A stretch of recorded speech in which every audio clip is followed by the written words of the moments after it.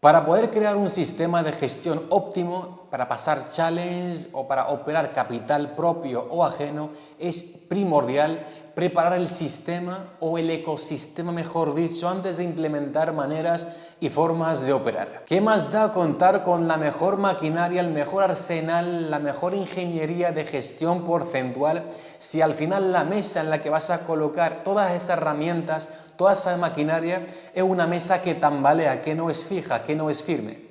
Por eso lo que haremos en este vídeo es atacar aquello en donde la mayoría falla, es decir, la base, la mesa en la que vamos a colocar todo el sistema de planificación porcentual. Y también comentarte que lo que vas a aprender hoy lo vas a implementar, o si quieres lo puedes implementar mismamente mañana en tu trading. Así que no pierdas el tiempo, vete apuntando y respondiendo a estas cuestiones, unas cuestiones que serán claves, porque sin esto, sin lo que vamos a hablar ahora mismo, no funcionará ningún sistema, no hay manera de que funcione. ¿Qué porcentaje usar? Primera cuestión. De primeras quiero y te recomendaría que dejaras de preguntar a la gente qué porcentaje arriesgan al día o qué challenge compran, porque es un grave error. Tu situación financiera no es la misma que la mía o la de otra persona a la que puedes preguntar. Cada uno está en su mundo. Puede que a una persona le dé exactamente igual perder 3 de cada 4 challenges, pero puede que a ti no te haga ninguna gracia y prefieras ir lento y seguro. Y obviamente no va a ser la misma gestión que vamos a aplicar en el primer caso que en el segundo. Tu tolerancia al riesgo no es la misma, no es universal y cada cual tiene la suya. Incluso hay personas que aún teniendo mucho, su tolerancia al riesgo es bastante baja.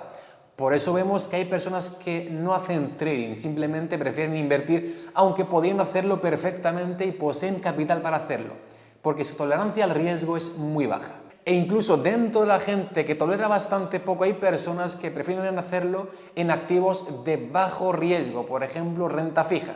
Por eso recuerda, tu tolerancia al riesgo es diferente y tampoco depende del capital que tengas, aunque puede influir.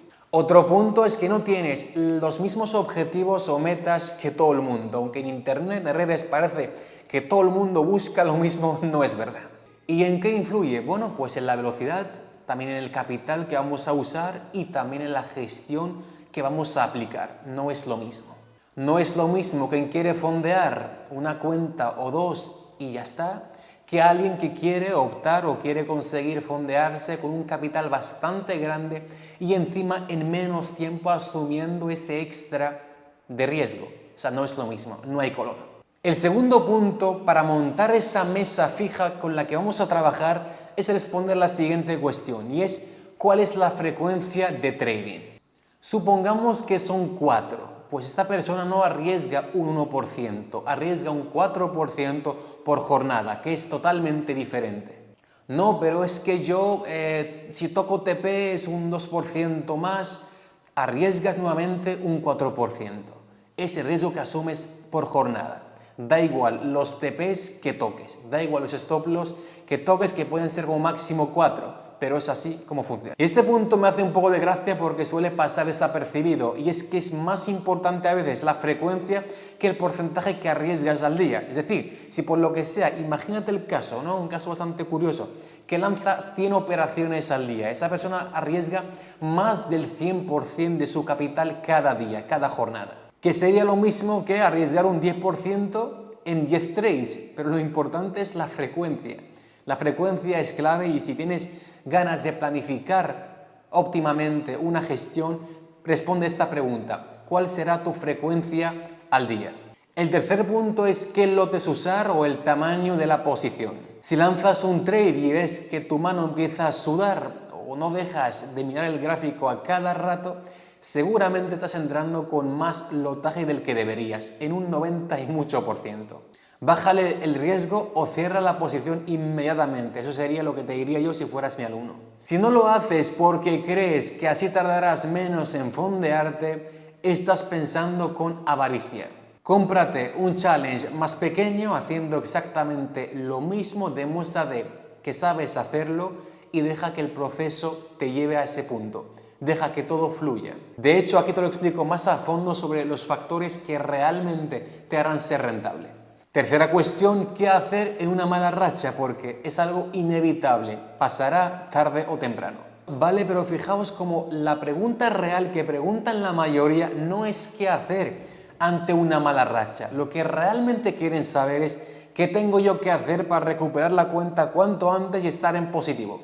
De verdad, si no eres real contigo mismo, el mercado te hará sufrir bastante, ya que eso creará conflicto interno que finalmente se transformará en inseguridad y también en duda la forma de operar, de modo que no habrá resultado alguno que te va a convencer, lo cual motiva la improvisación, que todos sabemos cómo suele acabar. Fíjate cómo la respuesta cambia. Si la pregunta fuera de verdad, ¿qué tengo que hacer ante una mala racha?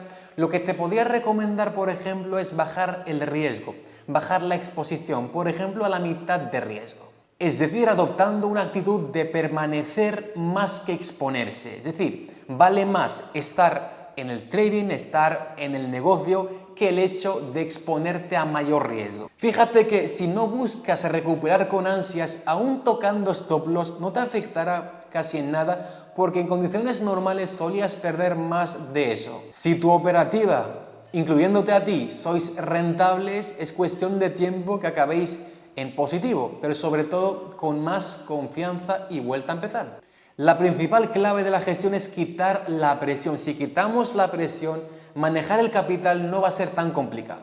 Y fíjate como si te diese exactamente igual perder ese challenge, estaremos hablando de un tratamiento totalmente distinto, porque encima estaremos hablando de situaciones financieras y objetivos diferentes, que es el punto con el que hemos empezado este vídeo.